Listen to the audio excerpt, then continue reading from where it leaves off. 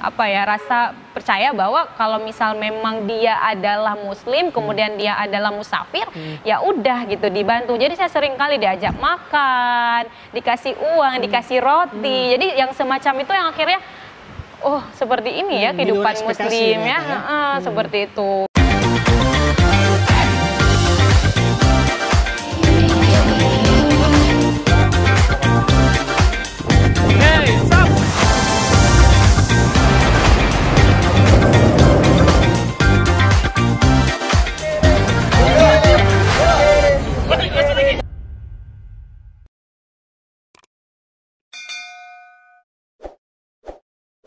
Nah, jalur yang paling berat saya lewatin itu ketika diwawancara dengan judul yang saya bawa masih pembiayaan kesehatan, apa nih yang bisa dikasih untuk Aceh ke depannya. Jadi benar-benar kayak ngupas abis lah gitu. Yang di depan saya juga nggak tahu nih orang kesehatan masyarakat atau bukan, tapi ya udah kayak kita pernah kayak kita ngobrol tadi ya udah maksimal aja. Toh ini tentang bidang saya lebih tahu, pede aja saya ngomong.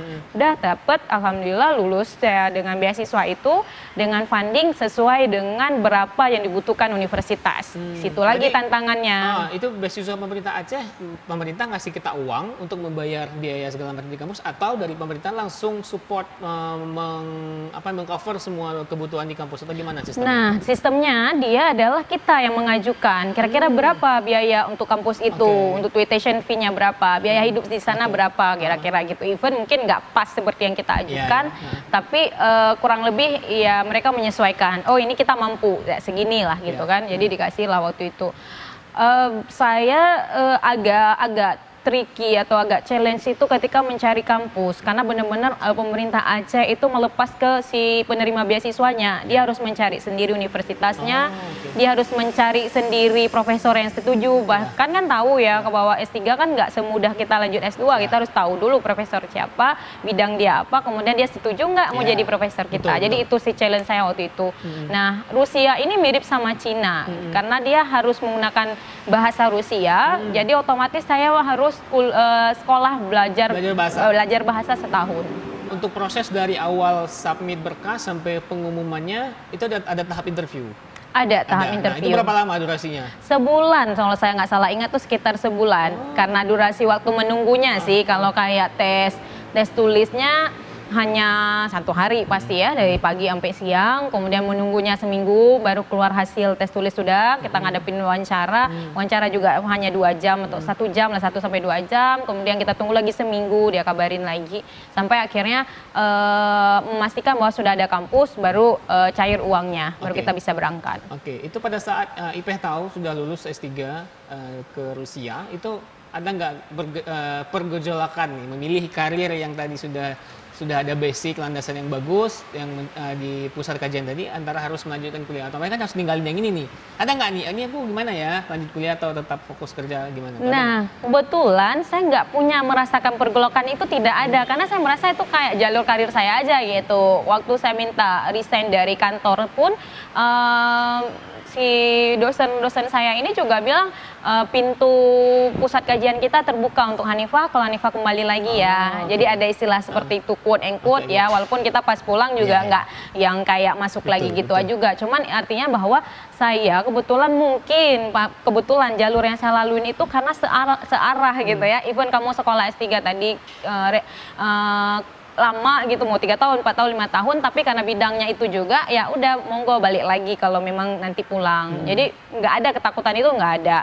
Nah saya merasa kayak udah ini bidang saya, ilmu saya gitu, saya yakin dengan yang saya dapat nanti akan lebih berguna lagi ke depan. Itu durasi di Rusia berapa tahun dengan total belajar bahasanya?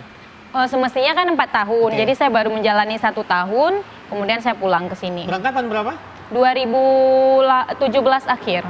Ipeh sudah punya impian pengen kuliah di luar negeri sedari S1 dulu dengan motivasi dari berbagai dosen. Nah, pada saat persiapan sampai S2 biaya sendiri, sampai kerja, kemudian bisa dapat S3 beasiswa, persiapan apa yang Ipeh lakukan? Nah, kayak saya bilang tadi ya, selesai S1 tuh saya berkaca banget karena emang kita tuh butuh gerak dulu baru tahu kan. Jadi waktu itu apply dulu. Nah, apply ini walaupun bentuknya adalah quote and quote gagal, tapi itu banyak pelajaran saya dapat. Jadi setelah saya selesai S1 itu saya ingat banget pertanyaan yang memang kebetulan beasiswa ini, beasiswa Australia, dia memang ngasih feedback gitu, kurang kamu apa gitu. Nah saya ingat banget poin yang saya kurang itu adalah kamu nggak siap dengan masa depan setelah pulang dari S2 gitu. Disitulah saya berpikir bahwa mungkin ada ya orang lain selesai S1 langsung bisa lanjut S2 ke luar negeri dengan bahasa diplomasinya, dengan bahasa motivation letter yang bagus. Kalau saya sendiri mungkin belum mampu ke arah sana. Jadi dalam setelah kejadian itu saya berpikir bahwa saya butuh mempersiapkan banyak hal nih, terutama yang pertanyaan poin yang tadi bahwa dunia seperti apa atau karir seperti apa yang saya bangun setelah selesai gitu. Jadi kesempatan saya S2 ini kemudian ketemu dengan dosen-dosen yang memang saya rasa cukup ahli di bidangnya, cukup passionate di bidangnya, yang kemudian menularkan energi positif, saya akhirnya juga passion di bidang ini. Nah ini saya pikir modal dasar dulu gitu untuk kita bisa melanjutkan sekolah sampai ke tingkat jenjang lebih tinggi. Passion yang kita bawa itu akan muncul gitu, passion yang kita bawa itu akan terlihat gitu ya ketika kita menjelaskan di motivation letter maupun kita menjelaskan di research objective atau bahkan ketika kita ambil judul penelitian untuk PhD, terlihat passionnya itu di bidang apa. Nah passion ini kemudian kan diikutin oleh pengalaman, akhirnya kita menggeluti bidang itu aja gitu. Saya pikir kalau saya kebetulan jalurnya seperti itu. Mungkin ada teman-teman yang memang bidangnya tidak selalu satu bidang gitu, tapi kalau memang lagi-lagi bisa dikaitkan ya sukses juga kan pada akhirnya. Oke, berarti untuk cita-cita kita kuliah di luar negeri ini untuk semua kalangan bisa ya? Mau anak dari swasta, kampung, ya kan, kuliah di universitas swasta, semuanya bisa ya, asal punya tekad yang kuat, yang serius, dan mencari informasi yang lebih banyak lagi ya. Oke. Kemudian untuk pemilihan jurusan, mungkin IPeh punya tips tersendiri nggak? Misalnya kayak IPeh nih pengen fokus di kesehatan masyarakat, oh aku harus ke negara ini, atau saya di pendidikan harus ke negara ini. Nah untuk seperti itu gimana nih dari IPeh tipsnya? Kalau dari saya iya benar, search lagi ya, cari informasi lagi. Kalau misal bidang kita kesmas, bagusnya di mana? Kalau saya misal kayak di bidang kebijakan kesehatan atau politik kesehatan atau kesehatan dari makroekonominya, pembiayaan, itu memang kebanyakan dosen-dosen profesor di UI pun kuliahnya di Amerika gitu, bagusnya Amerika. Tapi kesini-sini juga Australia juga bagus. Jadi perlu di-search. Itu dalam artian mempersiapkan juga statement-statement yang membuat kita cukup kuat statementnya bahwa universitas itu yang kita tuju adalah yang terbaik untuk bidang kita gitu. Begitu juga dengan negaranya. Iya, berarti opsi itu juga harus dipertimbangkan ya untuk benar-benar memilih beasiswa. Nah, ada yang bilang juga nih untuk mendapatkan beasiswa di luar negeri itu harus dapat LOE dulu, bener nggak sih? Itu pengaruh seberapa persen sih untuk tingkat kelulusan kita? Oh udah ada LOE 50% udah pasti lulus nih, atau itu tidak terlalu berpengaruh, gimana? Tergantung beasiswanya apa ya, tapi kebanyakan beasiswa setelah saya lihat-lihat juga kebanyakan beasiswa meminta LOE itu karena mungkin itu juga terlihat bahwa dia udah cukup prepare gitu, siap untuk sekolah gitu, bukan hanya sekedar mau sekolah aja tapi belum ada berapa persen nih. Kalau udah LOE saya pikir akan digolongkan 60% lah ya, udah siap gitu untuk sekolah ke luar negeri. Itu adalah salah satu cara yang paling jitu dan bagus untuk kita untuk sekolah, mempersiapkan LOE. Tapi kalau memang udah ngechat profesornya, sudah cari admission letter di admission office-nya juga nggak dapet, bukan berarti menutup kemungkinan untuk bisa sekolah, tetap bisa cari beasiswa. Ada kok beasiswa yang memang tidak menuntut ada LOE. Jadi untuk LOE itu jangan jadi sebuah pertimbangan yang gimana-gimana gitu ya. Belum tentu yang ada LOE lulus, karena pengalaman saya juga, teman saya di Tiongkok udah ada LOE tapi nggak lulus juga. Nah itu dia. Jadi buat teman-teman kalau memang pengen kuliah ke luar negeri, ada LOE alhamdulillah bagus, nggak ada juga jangan menyusutkan semangat, tetap maju terus ya. Oke, kemudian kalau kita nggak mahir bahasa Inggris, bisa nggak kira-kira kuliah di luar negeri? Mungkin tergantung negaranya lagi-lagi. Kalau kayak Cina kan, kayak Rusia, bahkan harus kelas bahasa lagi. Yang mana kelas bahasa itu ekstrim loh. Saya lihat di Cina misalnya, teman-teman juga cerita bahwa dia langsung harus ngomong ataupun kayak di kelas tuh ya udah dalam bahasa Cina, ada bahasa pengantar untuk mengajarkan bahasa Cina. Itu kayak menurut saya ekstrim sekali. Karena kita kebayang di Indonesia belajar bahasa Cina, ya dosen kita ngomong bahasa Indonesia gitu. Kita belajar bahasa Inggris, dosen kita masih ngomong bahasa Indonesia. Kan itu lebih mudah gitu buat kita yang belajar, tapi untuk hasilnya jauh lebih efektif yang langsung ngomong bahasa Rusia ini. Kayak saya belajar bahasa Rusia tuh si dosennya bahkan knowing nothing about English gitu. 1 tahun ya? 1 tahun.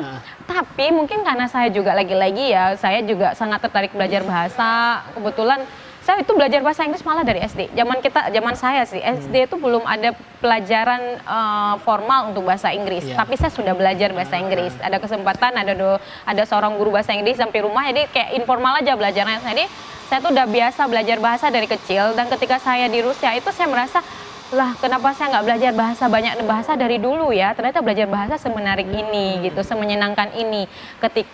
Menyenangkan itu sebenarnya ketika kita praktis ya, praktis langsung sama orangnya. Sayangnya kalau kita belajar di Indonesia mungkin kita nggak punya kesempatan itu, kita nggak bisa praktis langsung, kita hanya bisa belajar dari YouTube misal, dari guru. Tapi kemudian praktisnya sama orang yang memang ngomongnya juga sebenarnya dia bahasa Indonesia atau dia ngomong bahasa Inggris. Nah di sana langsung belajar sama orang Rusianya, kemudian ketika ke pasar kita langsung praktek ngomong bahasanya sama orang-orang yang native ya, asli dari ngomong bahasa Rusia. Jadi ini juga tips buat teman-teman kali ya yang mau belajar bahasa Inggris, ya udah main aja dulu ke Singapura paling deket gitu, main aja dulu ke mana lagi, ke negara yang memang ngomong bahasa Inggris. Mau belajar bahasa Jepang udah main aja ke Jepang sebulan gitu. Aku pikir itu efektif loh Fadil. Iya, karena udah ngerasa sendiri, oh begini cara belajar bahasa. Ya mungkin kebanyakan kita masih kurang ya tahu bahwa belajar bahasa ya harus praktis. Oke, Ipe S3-nya di Rusia di kampus apa? Saya kuliah di Dagestan waktu itu. Universitas negeri ya, jadi Dagestan University, Medical Dagestan University (MDGU). Itu di kota apa? Dia di kota Dagestan. Oke, belajar bahasa Rusia di kota apa? Di Dagestan ya. Di Dagestan juga. Oke, nah jadi selain pelajaran bahasa yang didapatkan di kampus, tips lain yang Ipe jalani apa? Apakah langsung begitu selesai kelas terjun ke pasar, ketemu orang, bicara langsung, atau dengan dialami selama Iya, karena kebetulan lagi-lagi saya nggak punya teman Indonesia yang lain. Jangankan teman Aceh, teman Indonesia aja nggak punya. Cuman saya sendiri. Dan juga kan kayak saya bilang tadi, saya nggak punya sense of perasaan kayak rumah Rusia itu, karena saya nggak punya teman-teman PPI. Saya kontak sih, mereka ada kontak Instagramnya, mereka juga ada kan ada email embassy-nya juga, tapi nggak benar-benar feeling home karena saya nggak merasa bareng mereka, jadi benar-benar merasa kayak sendiri. Tapi karena mungkin lagi-lagi bawa identitas Muslim, nah di sana saya banyak ketemu yang memang Muslimnya Rusia, jadi saya main ke masjid, di masjid dapat teman, saya suka duduk di kafe dari pagi sampai siang, misal sambil ngerjain tugas juga sekalian saya ngobrol-ngobrol sama si penjaga kafenya. Jadi akhirnya juga saya berharap ini jadi kayak kayak memperlihatkan ke mereka bahwa kita orang Muslim ini cukup bersaudara gitu, dimanapun kita berada cukup bersaudara. Yang itu juga efektif dalam belajar bahasa. Oke. Nah ngomong-ngomong soal agama nih, Rusia kan juga salah satu negara komunis ya, sama kayak Tiongkok gitu. Nah dalam kegiatan beragama Ipe sebagai orang Muslim di sana itu gimana? Ada nggak pengalaman ekstrim yang diasingkan lah, yang dicemooh segala macam, ada nggak seperti itu? Ketika saya pertama nyampe di bandara di Rusia, di Moldova itu, memang agak saya perasaan sendiri ya, merasa kayak dicurigain gitu. Tapi sini-sini juga beberapa bandara lain juga sama sih sebenarnya. Jadi kayak ketika memang harus eye sensor gitu, benar-benar natep mata dia. Tapi dia nggak minta saya lepas jilbab sih. Tapi yang kayak benar-benar kayak strict, dan mereka nggak welcoming face gitu loh, nggak ada wajah yang kayak selamat datang, nggak ada seperti itu di sana. Agak didorong-dorong gitu ya dengan banyaknya orang di bandara itu gitu. Saya merasa yang kayak langsung kayak saya di mana ini, saya lagi di mana ini, saya di bumi mana ini, kok rasanya asing sekali dengan pembawaan kita yang kebanyakan kan orang Aceh itu suka senyum, ketawa dan sebagainya, itu dianggap kayak kayak annoying, mengganggu mereka dengan senyum. Dan saya juga mempelajari itu, kemudian saya juga menghilangkan kebiasaan itu kan, saya coba kurang-kurangi di sana. Nah di bandara di Moskow saya ngerasa seperti itu, tapi ketika saya sampai di Makhachkala di Dagestan ini, itu berbeda 180 derajat. Kenapa saya bilang seperti itu? Karena Makhachkala ini adalah kota Islam. Jadi banyak Muslim Sunni ya di sana gitu. Muslim Sunni di sana yang kebetulan punya rasa percaya bahwa kalau misal memang dia adalah Muslim, kemudian dia adalah musafir, ya udah gitu dibantu. Jadi saya sering kali diajak makan, dikasih uang, dikasih roti. Jadi yang semacam itu yang akhirnya seperti ini ya kehidupan Muslim ya, seperti itu. Jadi benar-benar kayak nggak seperti yang kita bayangkan. Tapi mungkin kota lain iya ya, minoritas jadinya Muslim. Tapi di Makassar sendiri tidak merasa menjadi minoritas sebagai Muslim. Masjidnya besar, orang sholat juga 5 waktu. Saya juga dengan pakaian saya berjilbab, yang lain juga berjilbab, walaupun cara berjilbab pasti beda ya karena budaya lagi. Berarti kalau tipikal masyarakat Rusia itu seperti apa? Memang gitu ya, kaku, jarang senyum, jarang memang seperti iya, itu? benar-benar. Dan mereka sangat strict dengan kamera. Jadi, iya, jadi kalau mau kita suka, no kamera. Apalagi kalau sempat ada anak-anak. Nah, ini nggak boleh sama sekali. Anak-anak kita mau ngajakin dia, story ya, bikin story Instagram kayak gitu. No. Apakah gitu. itu pelanggaran? Kalau kita rekam, kena hukuman, harus bayar denda? Saya nggak pernah tahu persis apakah itu didenda atau apa, tapi pengalaman saya dapat ketika saya memang saya kan suka gitu ya, anak Rusia udah berjilbab kecil tapi cantik gitu, putih gitu, atau ada anak Rusia nggak berjilbab tapi rambutnya panjang kayak gitu, udah foto dong gitu, dia langsung bilang boleh dihapus gitu dengan ramahnya, tapi boleh dihapus, jangan di save ya, jangan disimpan ya. Sekali 2 kali dapat teguran seperti itu kan langsung bisa beradaptasi ya, nggak lagi ambil foto yang kayak gitu.